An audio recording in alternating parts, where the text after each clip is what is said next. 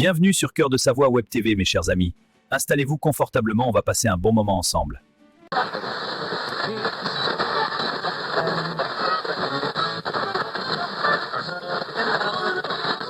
Alors, nous sommes sur le petit marché de Mettey, une ambiance bien sympa, dans un esprit assez rupestre. Oui. On ne s'est pas compliqué la tâche. Et à mes côtés, j'ai le professeur Christian Perronne, qu'on ne présente plus, puisque vous êtes dans la sphère complotiste, quoique avec l'éveil des gens aujourd'hui, c'est peut-être plus tout à fait le cas. Est-ce que vous pouvez nous parler un petit peu de la situation aujourd'hui? Comment vous la voyez, vous?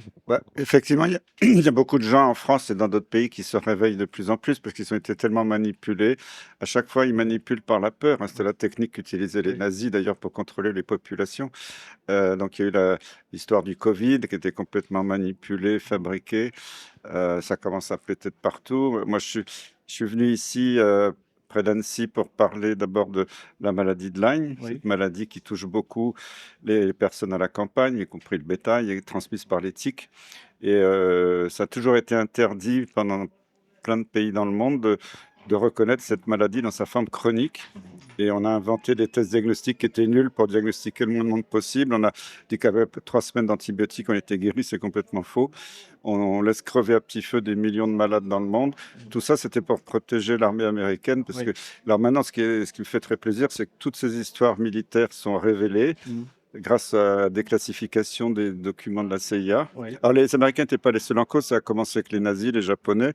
Et après, ils avaient récupéré ces chercheurs à Plum Island, là, à 150 km de New York, près de la ville de Lyme, où l'épidémie avait éclaté. Donc maintenant, je pense que aujourd'hui, que le gouvernement sait tout ça, que c'est révélé, qu'il y a les preuves scientifiques, militaires et tout ça, si la ministre de la Santé ne convoque pas en urgence une réunion pour reconnaître officiellement la maladie de Lyme chronique, revoir la situation des malades, c'est pour moi de la non-assistance à personne en danger. Donc c'est inacceptable que cette situation Oui. continue, notamment que la Haute Autorité de Santé, que j'avais obtenu quand j'étais dans le groupe de travail de cette Haute Autorité de Santé il y a quelques années, j'avais obtenu des avancées qui ont été complètement rayées de la carte, mises à la Oui. poubelle l'année dernière. On est revenu 20 ans en arrière. Donc la France est un des pires pays où les malades pleurent tous les jours, ils ne trouvent plus de médecins. Et le Conseil de l'Ordre a radié pour l'exemple quelques médecins pour faire peur aux autres. Et c'est terrible, c'est horrible. Et je suis à fond avec ces pauvres malades. Alors maintenant, je suis retraité, je ne les vois plus, mais je continue à me battre pour eux. Oui, vous avez un combat qui est tout à fait digne. Et quand vous nous dites que la France, elle n'agit pas, mais en fait, c'est peut-être aussi une volonté. Qu'est-ce que vous en pensez d'être toujours à la traîne sur cette situation qui peut être réglée en réalité? Il suffit d'une bonne volonté politique. Bien sûr, hein, une bonne volonté politique.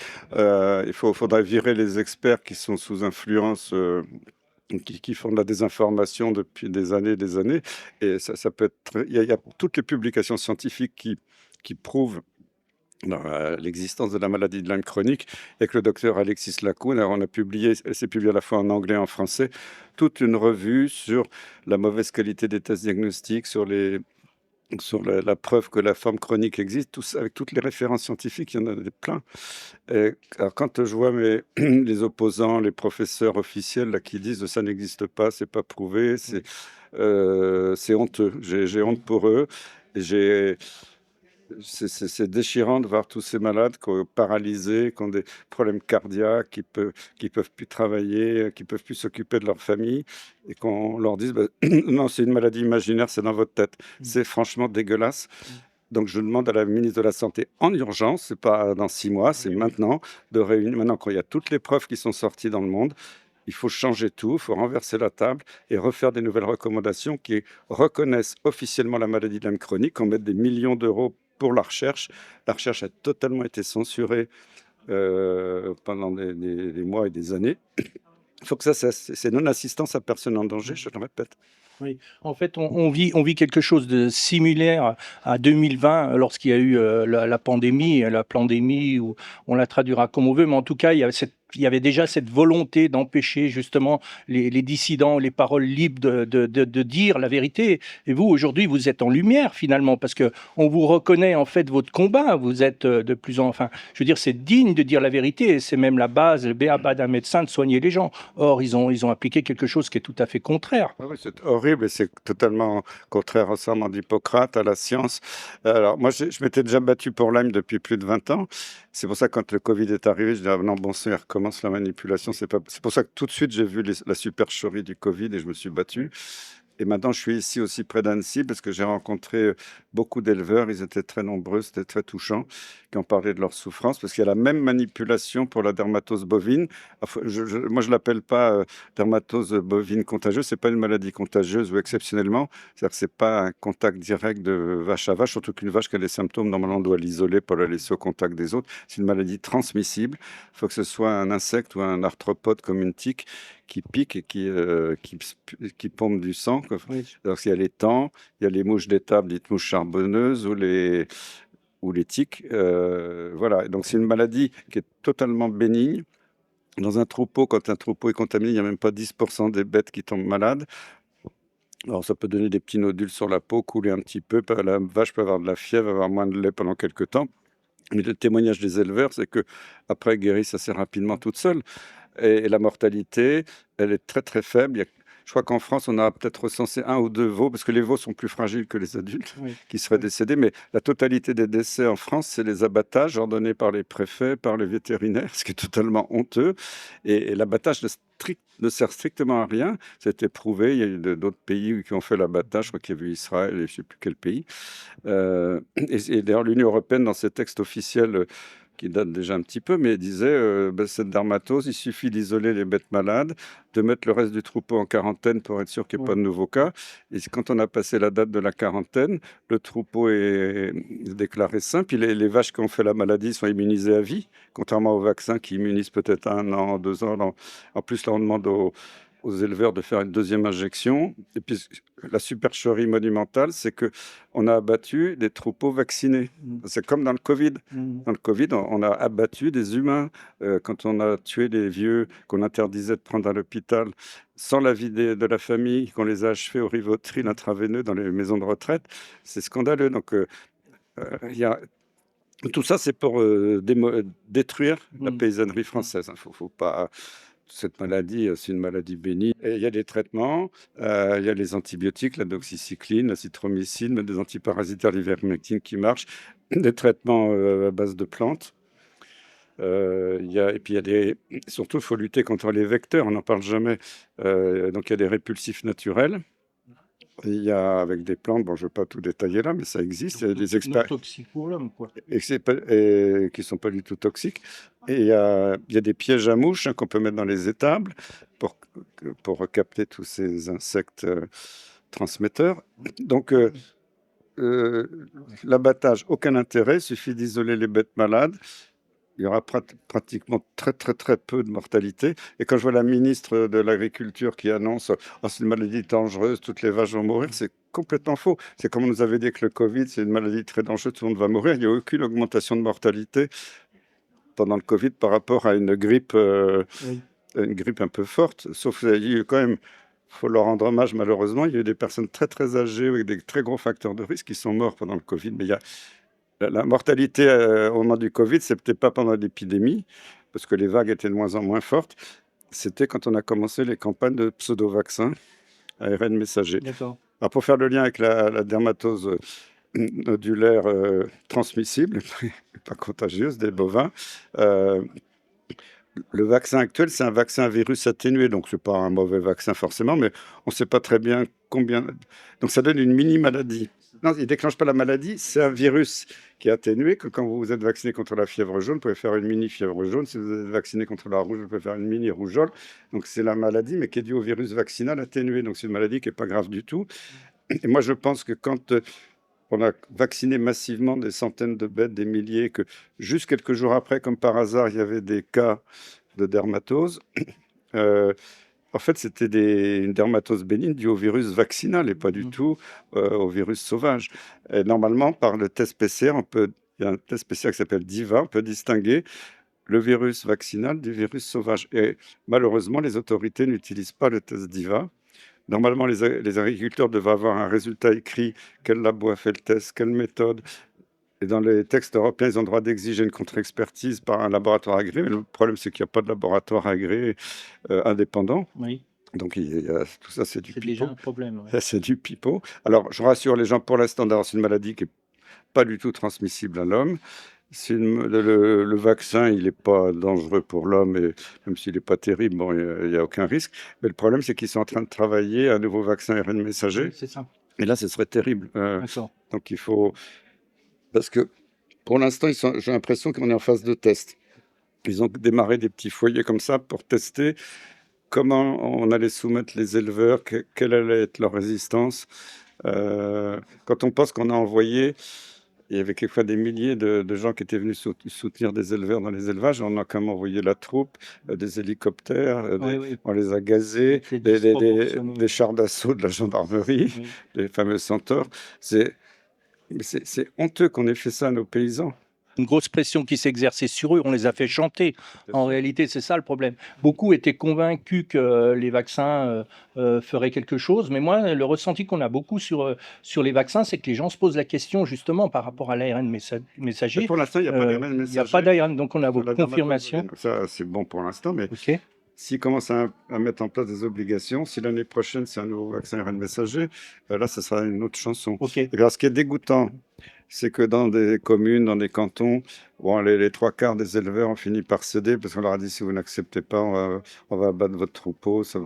Donc, ils ont accepté, même réclamé quelquefois ce vaccin qui ne sert pas à grand-chose. Mais ce qui est terrible, c'est que s'il y a par exemple 3 éleveurs dans la région qui refusent la vaccination, qu'est-ce qu'ils font? Les vétérinaires, les autorités viennent voir les autres qui ont accepté en disant regardez, la famille machin là au bout du village et l'autre famille là-bas. Ils ont refusé la vaccination, donc on vous prévient, si jamais il y a un seul cas de dermatose diagnostiqué dans toute la région, même si toutes vos bêtes vont vacciner, à cause de ces 3 familles, on tuera toutes vos bêtes. Et ça, c'est dégueulasse parce que c'est pas de la science, c'est du chantage. Mhm. On essaie de monter les gens les uns contre les autres dans les villages. Et moi, je sais qu'au Pays Basque, il y a des familles qui ont craqué, qui ont cédé parce que ils voulaient pas se mettre mal avec les voisins qui commençaient à les menacer en disant Oui, à cause de toi, tu nous mets en danger. comme le Covid, quoi, en fait. Oui, non, mais C'est ça. tout ça, c'est une gigantesque manipulation. Il faut que les éleveurs ouvrent les yeux. Il faut qu'ils se rassemblent. Il faut qu'ils disent non. Alors, il y aura peut-être des dégâts parce que ils sont d'une telle violence en face que c'est terrible pour une maladie totalement bénigne. Mais faut bien que les éleveurs aient conscience que là, c'est leur survie qui est en jeu. Parce que le but, c'est de supprimer l'élevage familial français. Il y en a qui attendent parmi les milliardaires pour acheter tout ça à bas prix pour faire des OGM. Que la viande soit plus produite en France, et même malheureusement la FNSEA est complice parce que M. Rousseau, il est PDG de boîte en Amérique du Sud pour fournir, et les écologistes qui se réjouissent en disant non, il ne faut plus qu'il y ait de vaches en France. S'il y a 4 fois plus de vaches au Brésil et qu'ils sont en train de déforester la forêt amazonienne pour l'élevage de vaches, quand on dit que le P des vaches ou le rot des vaches est dangereux en France, ben, au Brésil, il n'est pas dangereux. Et les vaches là-bas sont élevées dans des conditions épouvantables, injectées d'hormones, d'antibiotiques, ce qui est interdit en Europe, et on va les réimporter sans taxe. Mm. Et c'est du foutage de gueule. Et Ouais. en plus, il y en a, Bill Gates a des brevets, il y en a peut-être d'autres. On va nous faire manger la viande synthétique. On veut nous faire qu'on devienne végétarien, nous faire manger de la farine de cafard. Oui. Et il y en a déjà dans les produits vendus en supermarché de la farine de cafard. Hein. Donc, Oui, oui. c'est Il tout faut ça. il faut qu'ils travaillent justement sur cette formation des esprits, si j'ose dire, à préparer les gens à justement consommer ce type de produit, ouvrir la porte au Mercosur et puis après à l'Inde, à d'autres pays, etc. Donc en fait, les gens, vous mesurez comment dans l'esprit global? Est-ce que les gens ils commencent à comprendre un peu tout ça maintenant? J'espère. Moi, je sais que même en voyageant à l'étranger, au Québec, où il y a beaucoup de Français qui viennent en vacances, qui parlent, on a l'impression que beaucoup de Français se sont éveillés. Ils ont commencé à réaliser que le Covid, c'était une grande supercherie. Et là, pour l'instant, ils n'ont pas tous réalisé. Puis je dois dire honnêtement, je l'ai vu, les citadins, pour l'instant, se moquent un petit peu du sort des paysans. C'est triste, mais je n'ai Oui. pas vu de mobilisation dans les villes. Tant qu'ils ont à bouffer, qu'ils peuvent aller au McDo, Oui, voilà. ils ne se bougent pas beaucoup. Mais il faut vraiment que toute la population soit solidaire et sauver nos paysans, parce que c'est la richesse de la France, c'est la paysannerie. Et c'est l'exception un petit peu dans le monde. En France, c'est le pays où il y a le plus peut-être de fermes familiales. Et eux, ils veulent des fermes-usines comme en Hollande, qui sont des horreurs absolues, où les bovins sont en batterie dans des conditions épouvantables. Et ce qui est très curieux, c'est que cette dermatose nodulaire n'a pas touché ces usines à bovins. Il n'a touché que des petits élevages familiaux. C'est bizarre, hein. Moi, je me pose la question. Mais c'est ce qui échappait peut-être aussi justement au contrôle, ces petits élevages. Non, mais je pense que ils veulent casser la paysannerie, qu'ils soient soumis. Là, je pense que c'est un test de soumission qu'on a fait avec quelques foyers. Ça va revenir, parce qu'il y a déjà un foyer, paraît-il, qui a éclaté de l'autre côté des Pyrénées. Alors, c'est vrai que c'était curieux d'ailleurs qu'il y ait des transmissions pendant l'hiver, alors que les insectes transmetteurs ou les tiques sont en repos pendant l'hiver.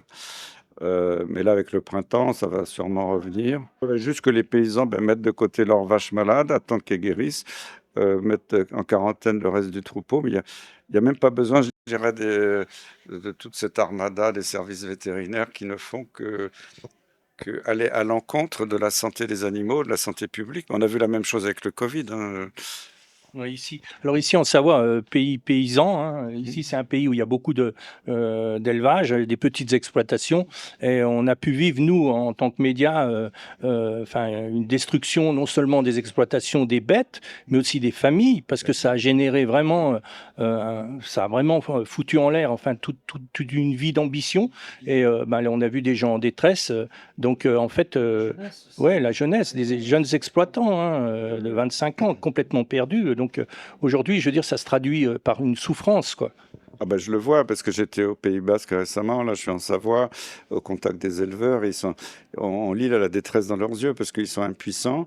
Quand ils ont la gendarmerie qui débarque avec des mises en demeure du préfet, ils peuvent rien faire, sinon on les force, on tue leurs bêtes. C'est absolument horrible ce qui se passe, c'est honteux. Moi j'ai honte pour la France, hein. Ce gouvernement n'est pas digne de la France quand on voit des horreurs pareilles. Et je pense qu'il faut vraiment que les policiers, les gendarmes, les préfets, les vétérinaires ouvrent les yeux, parce qu'il y a quand même un devoir de refus d'obéissance qui est inscrit dans la Constitution française. De Gaulle l'avait rappelé, il y en a plusieurs, Einstein l'avait rappelé, même Gandhi l'avait rappelé. Si on vous donne des ordres contraires à votre éthique, vous avez le devoir de désobéir. Oui. D'ailleurs, c'est ce que le Conseil de l'ordre a reconnu. C'est quand j'avais été attaqué à la chambre disciplinaire du Conseil national de l'ordre des médecins, dans son verdict, le Conseil de l'ordre a dit au professeur Perron, vu son CV national, international, était une des rares personnes compétentes pour juger de la situation de l'épidémie Covid. Et non seulement il avait le droit d'émettre un avis divergent, ce qui est la moindre des choses en science, qu'on a le droit d'émettre des avis divergents, mais il en avait l'obligation.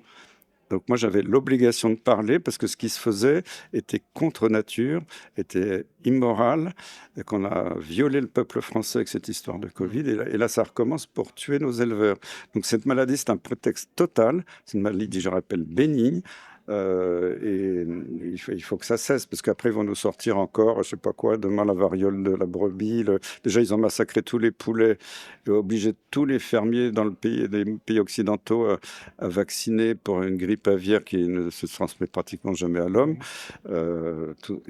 Tout ça c'est pour. Et puis je sais pas pourquoi, mais moi, ça fait déjà 2-3 mois que quand je vais dans les supermarchés pour acheter des œufs, quelquefois, dans certains jours, il n'y a plus un œuf sur les rayons. Donc, on est en train de massacrer la paysannerie, massacrer l'élevage de volailles. Maintenant, on s'attaque aux bovins. Demain, ce sera peut-être les ovins. Mais il faut que les paysans ouvrent les yeux et que s'ils ne réagissent pas aujourd'hui, ils sont foutus. Donc, foutus pour foutus, il faut qu'ils se battent. Oui. Mais il y a plus cette résistance qu'on aurait pu connaître, par exemple, en mai 68, même si le sujet est différent, hein. Moi, ce que j'aurais aimé savoir, c'est comment vous pensez que les gens vont pouvoir se sortir de ça. Alors, il y a des leaders comme vous qui êtes dans le combat depuis très longtemps, donc qui continuent dans la résistance, qui a généré donc cet éveil. Et aujourd'hui, vous y trouverez peut-être un peu de récompense, parce que je pense que le monde prend conscience, hein. On voit l'OMS, le traité de l'OMS qui a été signé en toute discrétion, sans informer. Un vote sérieux, quoi. Ouais. Donc en fait, tout n'est que trahison. Ursula von der Leyen, alors que le Parlement européen s'était opposé au Mercosur, qui en douce légalise le Mercosur sans qu'il y ait aucun vote. Mais Ursula, présidente de la Commission européenne, n'a aucun mandat sur la guerre, sur l'armée. Or, celle qui décide d'envoyer des missiles en Ukraine, qui donne des enveloppes de dizaines de milliards tout régulièrement pour l'Ukraine, elle n'a aucun mandat pour la santé, pourtant celle qui décide plein de choses en santé. Donc, il faut que ça s'arrête. Et cette Union européenne, moi j'étais pro-européen à fond il y a quelques années, mais maintenant on voit que cette Union européenne est totalement destructrice pour les populations, dont la population française. Et maintenant ils veulent la mort de nos éleveurs, c'est clair. Moi j'ai une grande admiration pour Robert Kennedy Jr. D'ailleurs, j'avais préfacé la version française de son livre il y a quelques années. C'est un avocat, lui, c'est pas un médecin, mais il avait fait dans son livre qui s'appelait Anthony Fauci, Bill Gates, Big Pharma, un bouquin assez épais, mais c'est 40 ans d'enquête d'un avocat sur les crapuleries de l'industrie pharmaceutique. Mais il est fantastique, son livre. Et ce qu'il a fait en un an et quelques, bientôt deux, c'est colossal. On n'imagine pas, on l'a traité d'anti-vax, de fou, il n'est pas anti-vax. Il dit ça fait des années que les vaccins sont plus évalués selon les données de la science. La plupart des composés dans les vaccins, on déclare même pas les excipients. On sait très bien, parce que Bill Gates l'avait fait en Afrique, en Asie, qu'on rajoute des trucs. Parce qu'il y avait quand même, heureusement, c'était pas une stérilité définitive, mais il avait stérilisé des jeunes femmes avec des soi-disant vaccins. Tout ça, c'est officiel, hein, c'est pas moi qui l'invente. Hein. Donc, il dit, alors, il a viré toutes les crapules corrompues à la tête des grandes agences de santé américaines. Évidemment, qui étaient au service de Big Pharma. C'est pour ça que les milliardaires s'acharnent contre lui en disant c'est un fou. Mais faut reconnaître que je suis admiratif. Et puis là, il a tout libéré là justement sur la maladie de Lyme. Il commence à la reconnaître aux États-Unis, la forme chronique de la maladie de Lyme. Et par exemple, l'agence du médicament américaine a refusé d'évaluer le nouveau vaccin Moderna ARN messager pour la grippe saisonnière, ce qui aurait été un danger gigantesque pour la planète. Imaginez, c'est la grippe saisonnière, beaucoup de gens après 55 ans sont injectés dans le monde entier. Et heureusement, peut-être que s'ils vont revenir d'une autre façon par la fenêtre, mais il essaie de bloquer comme il peut le développement de tous ces produits dangereux. Voilà. En tout cas, ça mûrit dans le bon sens. Hier, il y avait une table ronde en fait qui était organisée avec des soignants, des agriculteurs. Donc tout ça prend forme, quoi, je veux dire, dans l'opinion. Il y avait deux tables rondes, une avec les soignants sur la maladie de Lyme, parce que ça les préoccupe beaucoup. On leur interdit de prendre en charge cette maladie, c'est horrible. Oui. Et puis l'autre avec les éleveurs sur la dermatose nodulaire transmissible. Oui. Voilà. Okay. Eh ben, merci beaucoup. Merci.